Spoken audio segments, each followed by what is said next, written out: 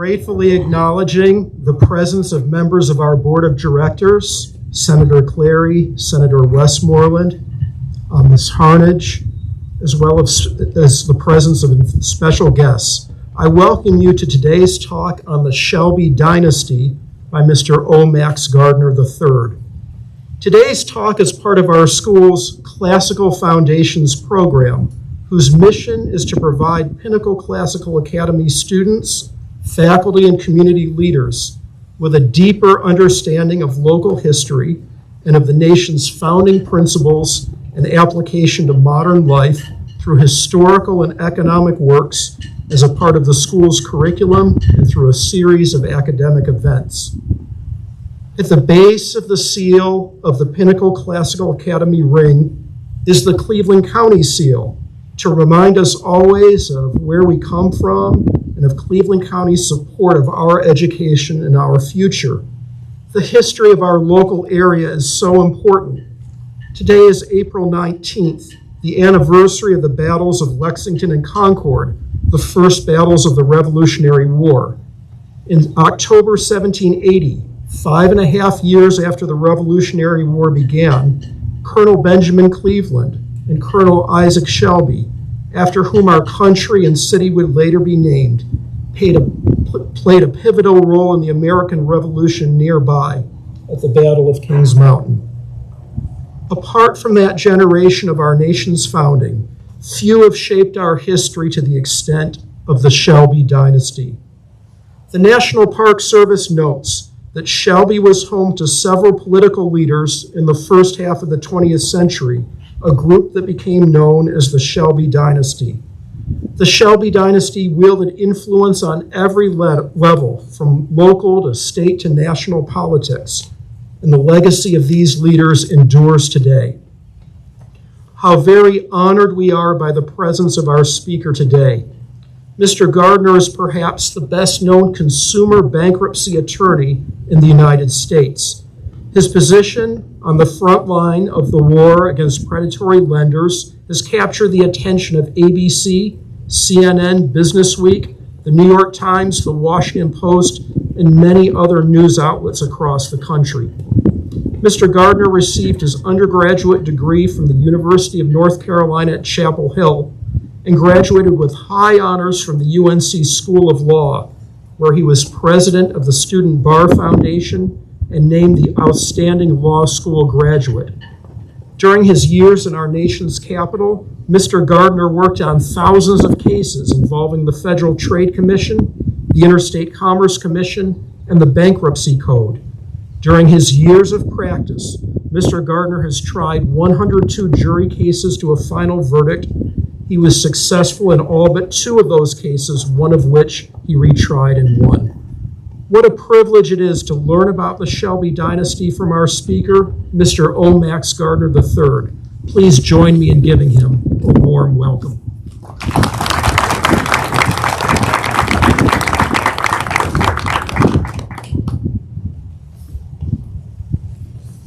Well, thank you very much. It's good to be on this campus on this beautiful day in April.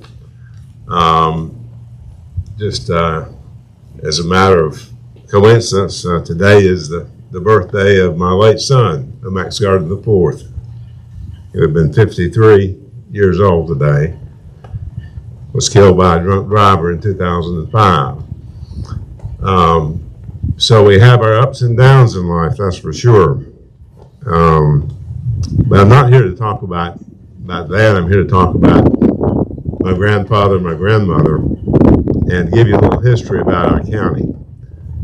March 22nd, 1882 was the date my grandfather was born here in Shelby. And he was the 11th child in his family and the last. There was a 26-year difference between my grandfather and his oldest sister, Addie. When he was born, Cleveland County had only been in existence for 41 years. The legislature created Cleveland County out of Rutherford County and Lincoln County in 1841. And in that particular piece of legislation, the General Assembly stated that the county seat had to be within 4 miles of Lithium Springs. And that was the old springs out near what is now the Cleveland Country Club, which was one of the more famous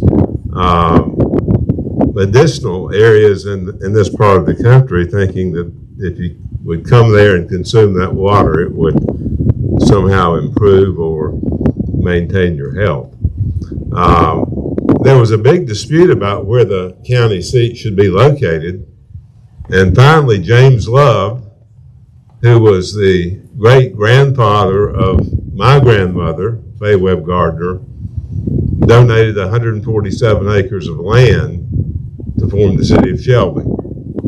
The city of Shelby was exactly 1 mile in diameter, starting at the old courthouse, and all the roads in the main city of Shelby, which was based on the wide streets in the Capitol in Washington. A lot of people have asked me over the years, why are our streets so wide in the old part of uptown? And that's the reason. The architect for the Capitol in Washington designed those streets.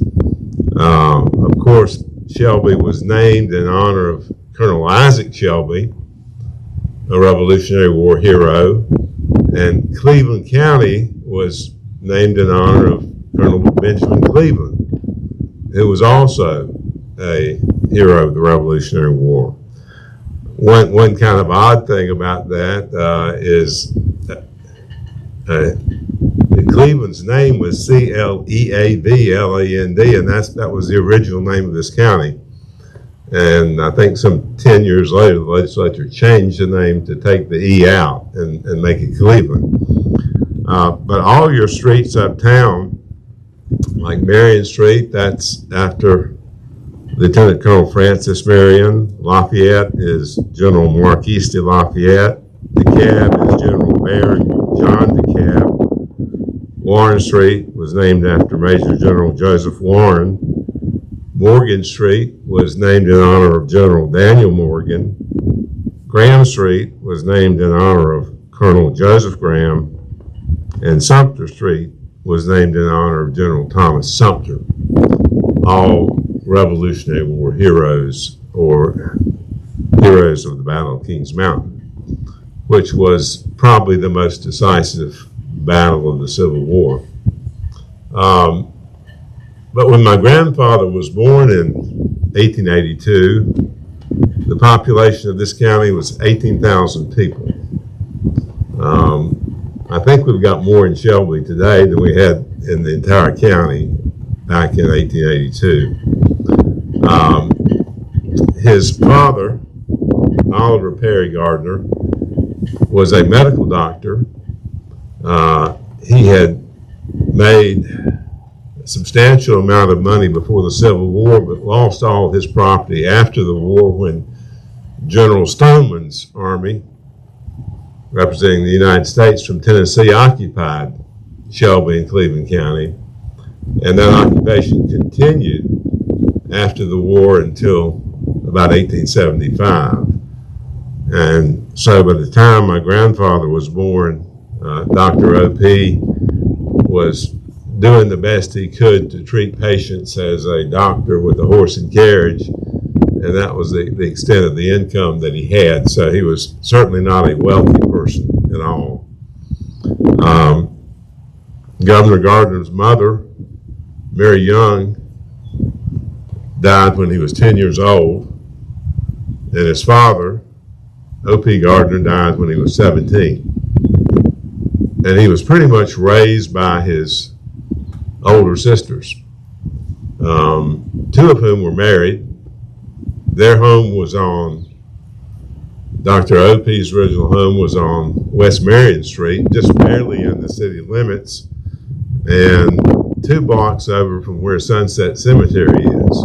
Sunset Cemetery was in the original grant that James Love gave to the city of Shelby. Governor Gardner played a lot out in the cemetery. We didn't have a park. at that time, and a lot of the kids played out there, hide and seek and all kind of games, not realizing, I guess, that exactly where they were playing, but that was the area they used. He went to Shelby High School, did as well as he could do, given the limited facilities. They had nothing like this, I can assure you. But at that time, the high school only went to the 11th grade.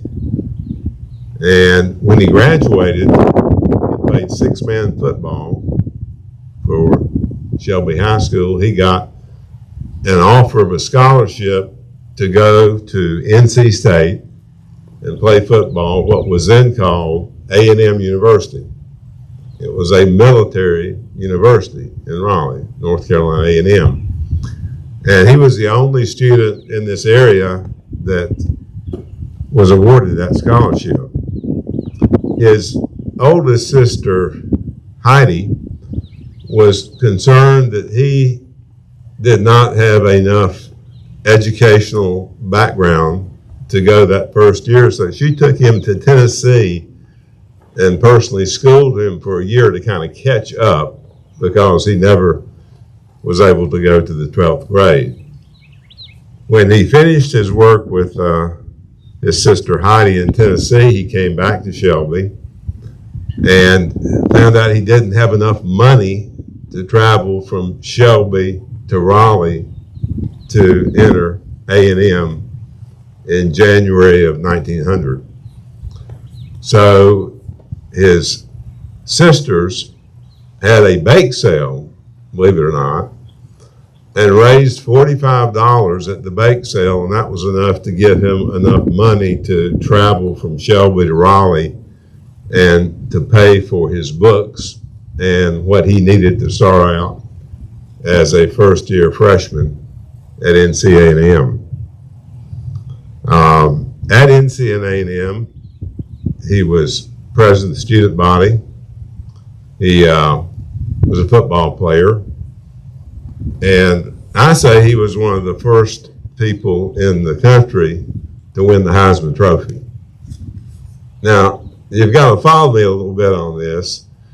Back at that time, John Heisman, who the Heisman Trophy is named after, was actually the head coach of the football team at Clemson University. And John Heisman formed the first All-South, All-American football team around 1902. And Governor Gardner was selected to be the center linebacker on that team. They didn't have offense and defensive squads. You played both ways at that time. So based on that, I classify him as one of the original 12 Heisman Trophy winners. After he graduated from state, he needed money to pay off some educational bills, so he taught chemistry at NC State University as assistant for 2 years. He then got with a very famous Democrat from North Carolina, Pinnacle, Bob Reynolds, and Bob took my grandfather and 4 other A&M students on a cattle boat trip to England. So he spent about 6 months in England and France and Germany and Italy. And then he came back to Raleigh, and he had a scholarship to go to law school if he would play football for the University of North Carolina at Chapel Hill. And he considered it, and he contacted the coach at Chapel Hill and said, "I'll play football at Chapel Hill." Now, this was before all the rules went into effect about what students could do or not do, or how often they could play, or how long they could play. But he said, "The only condition I'll accept the offer is that I will not play in the NC State football game." And the coach at Carolina considered that and finally accepted that. So that's how my grandfather got to Chapel Hill and got his education at law school. He is the only person, I think, who will ever have this honor. I don't think it'll ever happen again. And they can't say that much about anything these days, that nothing will ever happen again, especially with what we've been through the last year. But he was elected captain of the football team at State, and then he was elected captain of the football team at Carolina. Now just think about that for a minute, and the rivalry between those two universities. The only thing worse would have been captain of the football team at Duke. I think that would have been. But he got his law degree, and in 1906 he came back to Shelby and started practicing law with J.A. Anthony, who is our current mayor's great-grandfather, and Anthony had married one of the governor's sisters. One thing about Cleveland County you need to understand is back in 1780 or so, a fellow by the name of George Blanton and his family came down here from Western Virginia and occupied what was then called Tryon County. We didn't have Lincoln County or Rutherford County. We were part of Tryon County, it was called. And George Blanton's grandson, Burwell Blanton, is probably someone that everybody that's lived in this area for 200 years is related to, the John Teeter Beam family that was also part of the Burwell Blanton family. As a matter of fact, my grandmother and grandfather were second cousins because of the Burwell Blanton relationship. But when my grandfather came back and started practicing law, he noticed that one of the more attractive young ladies in this area was Faye Lamar Webb. And Faye Lamar Webb's family was certainly one of the most influential families in this area. Her father, James Landrum Webb, had been the district attorney for 27 North Carolina counties for almost 15 years and was serving as a Superior Court judge, the only one for those 27 counties at that time. And he served for 30-some years as a Superior Court judge up to his death. So that was Mother Faye's father. Her uncle, Edwin Yates Webb, was a member of the United States Congress, and he had served 10 terms in Congress. And after my grandmother and grandfather married, President Wilson, Woodrow Wilson, appointed him in 1917 to be a federal district court judge. And he served until his death in 1954. So the Webb family was certainly the family in Shelby at the time. My grandfather, as I used to say, married up, and way up according to him. In addition to the political aspects of Mother Faye, and we called her Mother Faye's family, her great-great-grandfather, George Milton Webb, was the very first preacher and helped found the First Baptist Church in Shelby. And George Milton and his brother ended up founding about 100 Baptist churches in western North Carolina during the time they preached, well over 70 years. So that was a very, very important family, no question about it. And they were married in 1907. My grandmother was a graduate of the Lucy Cobb School for Women in Athens, Georgia. That is now the University of Georgia, or part of it. And you have to remember, in 1907, a lot of things were different, but one big thing that was different is women could not vote. In fact, women could not own property. It's hard to believe the limitations. We think about the problems we have today, which are many, but think about the fact that a woman could not even vote or own property in her own name when my grandmother and grandfather were married a little over 100 years ago. In 1910, my grandfather decided that he would run as a state senator from this district. And he was running against what was called the Simmons machine. The Simmons machine had run this state from about 1885 up until that time. It was certainly part of the anti-black group. They did not want black citizens to have any rights to run the country. They did not want women to have the right to vote. They were against child labor laws. It's a very, very regressive group of Democrats that ran the state. And my grandfather ran against that from the time he first ran for the state senate in 2010. One part of his story, his history, that I think has sort of been forgotten, the lost years I call it, is that he was actually the 13th lieutenant governor of North Carolina from 1916 to 1920. And during that time period, a young Jewish woman from Goldsboro, Gertrude Weil, was a strong advocate for the 19th Amendment and for the rights of African Americans and women in general. Ms. Weil formed the League of North Carolina Suffragettes around 1911, and my grandfather was the only elected official who was on her first advisory board for the League of Women Suffragettes. He was for a child labor law that would keep 12-year-old children from working in cotton mills 60 hours a week for very nominal pay. And obviously, if you worked 60 hours a week on a side job, your school job was not really your main job, maybe not even your job at all. In 1920, he decided he would run for governor.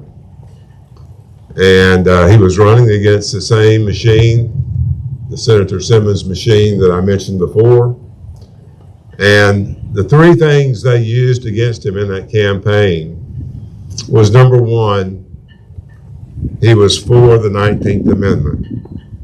He was for the right of women to vote.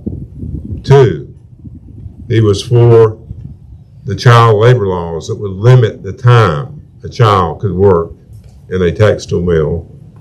And three, he was for the rights of African Americans in this state.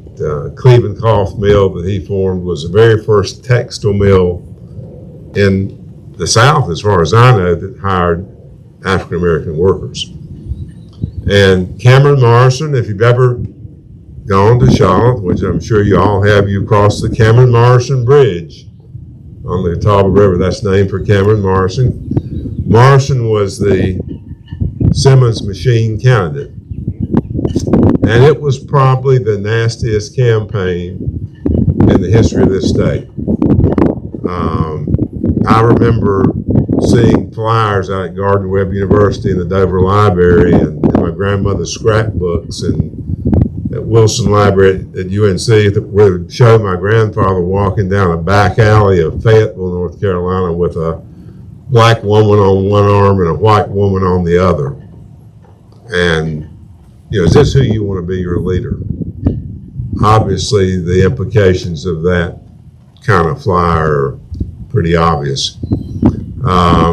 That he was someone who favored the rights of blacks, that he was against industry because he wanted to limit the rights of children to work. And in that campaign, back in the day, this is before Wes, we had a Republican Party, you would decide if it was going to be somebody from the East or the West, and the Democratic Party was going to run for state office.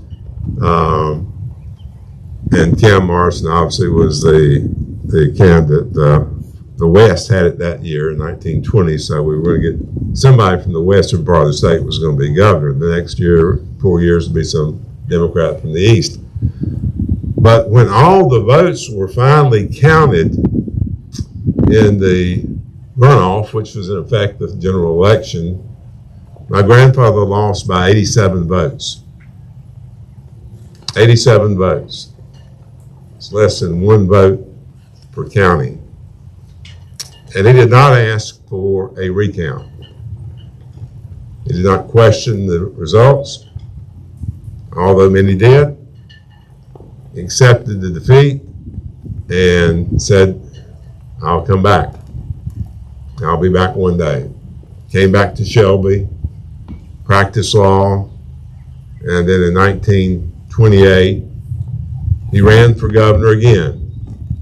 And at that time, there was no opposition in the Democratic primary. And I think one reason for that is that the Democratic presidential candidate that year was Al Smith, who was the first Catholic that had ever run. And I think a lot of Democrats were afraid to be on the ticket with Smith. And of course, Smith lost that race for president, but my grandfather won.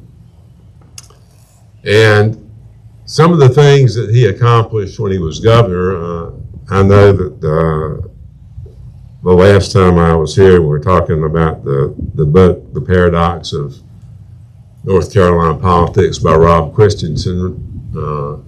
Rob said if Governor Gardner walked back into Raleigh today, of course the buildings are different, the scenery is different, the social system down there is different.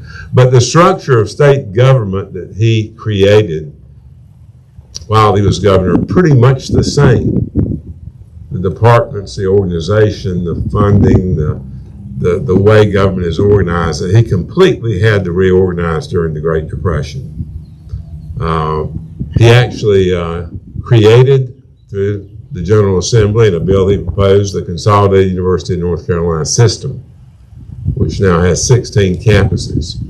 That was the very first one in the country. California followed 10 years later with their own consolidated system out there, and now we have that pretty much throughout the country. But this was the very first, and believe me, that was a difficult thing to get NC State, Carolina, and Chapel Hill and Women's College in Greensboro, which were the only three state-supported universities at that time, to agree to consolidate with each other, and a big dispute about all working under the umbrella of a single name, the Consolidated University of North Carolina.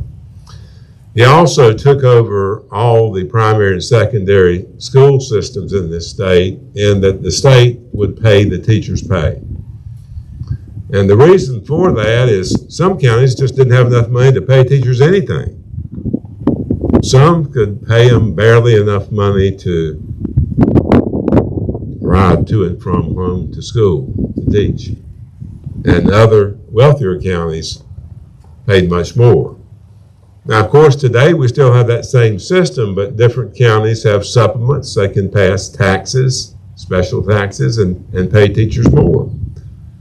And there is a good deal of inequality, I think, due to that.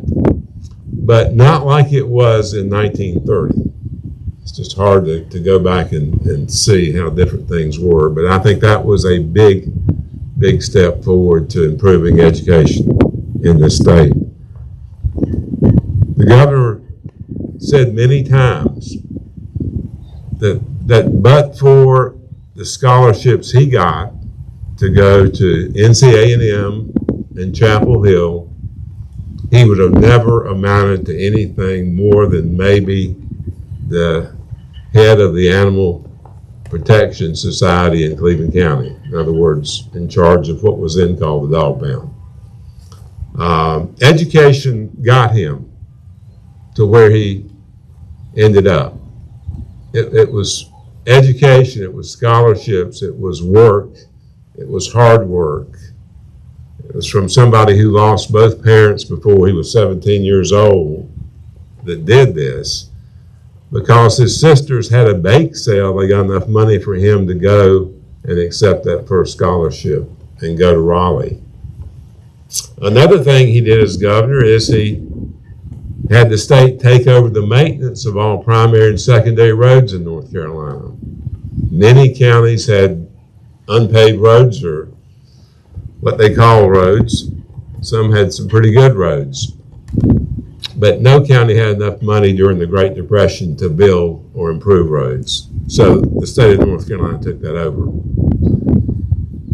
After the legislature passed that, he had the legislature create the North Carolina Highway Patrol to enforce the traffic laws. And he is still recognized. If I'm stopped by a trooper, I don't mention that, but hopefully maybe the trooper remembers that from education and might give me just a warning ticket instead of something else. He also created the North Carolina Workers' Compensation Act while he was governor, so that if you were hurt at work, you could file a claim and get compensation for it, for your injuries and medical bills and lost wages. You wouldn't have to sue your employer in court, which was a very important thing. And he also got the child labor law modified to limit the number of hours children under 16 could work at a textile mill or anywhere else. He also created the first civil rights commission in the history of North Carolina and appointed Gertrude Weil, who formed the League of Suffragettes way back in 1910 as the first chairperson of that commission. After he was governor, he went to Washington, opened a law firm, and worked very closely with President Truman and President Roosevelt. President Roosevelt named him chairman of the Board of War Mobilization because of his experience in business, and he ran that board during the war. At the death of President Roosevelt, when President Truman succeeded, President Truman named him Undersecretary of the United States Treasury. And that's the second highest position in that office, either Secretary of the Treasury or your Undersecretary, and then those are the top two positions. And he held that position throughout the Truman administration until 1947, when President Truman appointed him ambassador to Great Britain. Something that was the highest diplomatic position other than the Secretary of State at that time. I remember the last press conference, or reading about it, that the governor gave before he was to leave for England. And one reporter asked him, "Governor, what's the most important decision in your political life or your life that you think you ever made, that you ever did?" He said, "Well, that's an easy question. I asked Judge Webb if I could have permission to ask his daughter to be my wife, and he said yes. And then I asked Faye Webb if she would be my wife, and she said yes." And those were the two most important decisions on my personal affairs, I think, that I ever made. The governor was at the St. Regis Hotel in New York City, and it was February the 6th, 1947. He had been to many, many events and parties, and he went to bed early that night, about 8:30. He was very tired. And at 3 a.m., he woke up with severe chest pains. And it was determined that he had a blockage of the main artery. Now, today, I think probably a stent or two would have solved it, but they didn't have those back then. And he died about 8 o'clock a.m. that morning. His heart stopped. My grandmother continued on, with his efforts. And I think Gardner Webb University, which is named for both my grandmother and grandfather, is really the work of Faye Gardner, Faye Webb Gardner, more than Governor Gardner, because he died before he could really see any fruition come from their efforts to save what was in Bowling Springs Junior College, which I think shows how important for both of them education was.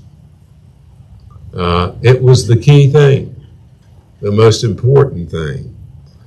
I remember my grandmother telling me, said, Maxie, they can take everything away from you, property or cars or trucks or land or homes, but they can't take what you've got up here.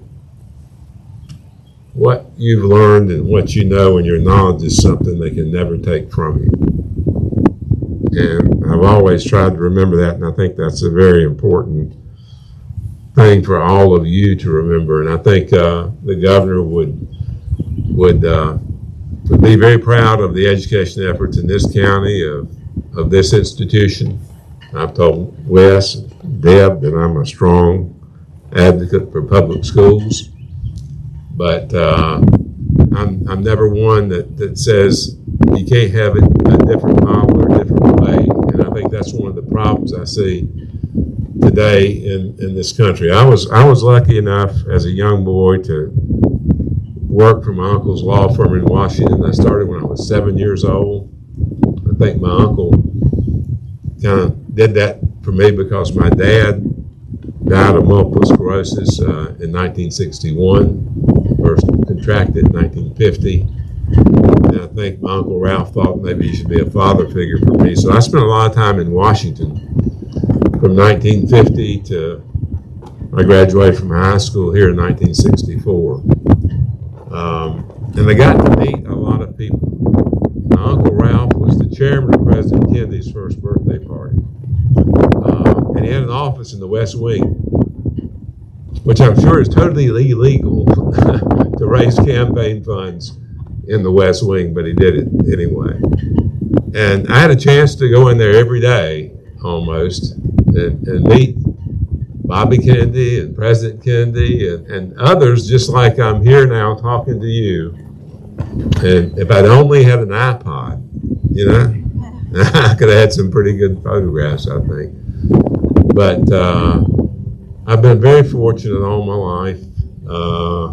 Everybody has tragedies. Our current president talks about the tragedies he's had in his family, but he's not by himself. We see him every day with gun violence and everything else going on in this country. But I would just say to stay positive, to think positive, to don't let anything get you down. Just think of what my grandfather had to overcome and did overcome. My grandmother lost a husband and 2 sons before her death. She also had a daughter who had a serious disability, yet she continued on. And I'll leave you with this. My grandmother told me to always keep the wind in your face and not at your back. And that means always keep going forward, always keep moving forward. Sure, this is my son's birthday, and I think about him every day. But I don't let it get me down. I don't try to get depressed about it. The things in this life you have to accept. Bad things happen. But you can make good things happen. So think positive. Stay with your education. Get your graduation here and move on. And maybe you get one of those soccer scholarships you mentioned to me. So thank you very much. I enjoyed being here today. I hope you learned something about not just the county, but my family. And, you know, I want to mention, we may have a Tim Moore dynasty going on. You know, Tim is Otis Mull, who was related to my mother, was Speaker of the House in 1946. And Tim has been Speaker for just the 3rd or 4th term. And, you know, the most important person in Raleigh, other than the governor, is the Speaker of the House. I always thought in terms of legislative matters. So just think about the number of people from this county, not to mention Wes and Deb and Tim and all the others, politics goes from one party to another, it changes all the time. But it's amazing to me when I think about it, of the number of people from this small county on both parties, Democrats and Republicans, who have achieved so much and have controlled so much in terms of the destiny of this state by virtue of their elected positions in Raleigh, and we should all be proud of it. And you know, when Tim was reelected, I sent Tim a text message and congratulated Tim. Tim and I agree on virtually nothing in terms of politics, but I like Tim. I can talk to Tim, and you know, that's what's missing in this country. Is we need not to talk around each other or at each other or shame each other or name call each other, but to accept other people's positions and you know, argue, hold your positions firm, advocate for your positions. But we can't hate people. We can't hate people because of who they are, or what they look like, or where they came from. I mean, my God, the Indians were here before we ever came. So think about that. And I hope someday, before I die, that we can get back to the kind of politics that I remember back in the 60s and the 70s and back when my grandfather was around. So thank you very much. I enjoyed being here today. And I hope you learned something. Thank you.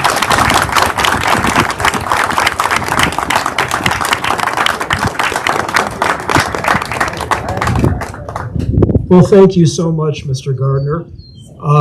We have time for a question or two, whether from faculty or students or guests.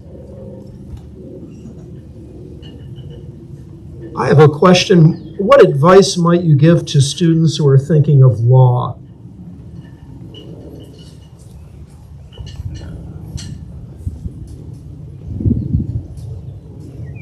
Well, I would think twice. Would be the first thing I would say. Yeah, it's kind of unusual that the number of applications to law schools is 2 or 3 times for this next coming year what it's been for the last 10 years. I know that because I'm trying to help some very good students get into law school, so I know the situation. They've all been waitlisted. Any of you that are trying to get in college know what that means. But you know, I would say that it's a difficult profession. I honestly think we have too many lawyers around and not enough folks that are in other professions. I'm not trying to downgrade the law. I'm proud that I'm a lawyer. I'm proud of what I've done. But you know, there are many, many more opportunities out there other than law school or being a lawyer. And I'm not going to go through the hundreds that there are, but you know, and I'm not trying to limit competition because I'm 75 years old, folks, and I'm not you know, going to court every day anymore. So, but I would seriously think about it. And you know, the student loans are something that bothers me as much as anything. The cost of having to get a postgraduate degree, go to law school, medical school, dental school, whatever it may be, just a tremendous burden on students that are graduates. And we've got to do something about that, and I'm not sure what the answer to that is, but I'm not saying discharge student loans. I honestly don't think that would be fair to the people who paid their student loans. But there's got to be some kind of relief, some kind of program to help those that have these massive student loans. And that's one thing you've got to take into account. I mean, you know, when I went to Chapel Hill as an undergraduate, the tuition was $250 a semester. I'm not sure what it is now. Law school, I think, was $750 a semester. UNC is one of the top 25 law schools in the country. So I fear we're pricing young people out of the education system by by the amount of money it costs in terms of student loans and other things to go. So I would take all that into account in choosing a career. But choose something you like. Choose something that you enjoy doing, whatever it is.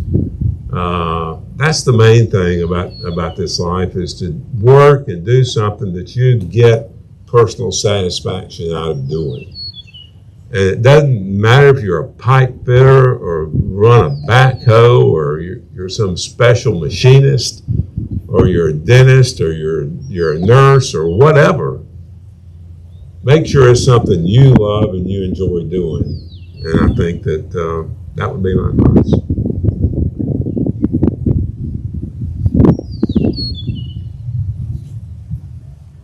Any other questions? Well, thank you very much, Mr. Gardner.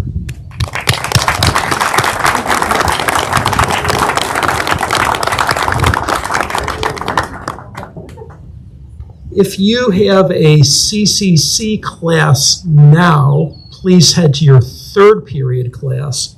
Otherwise, you can head back to your second period class.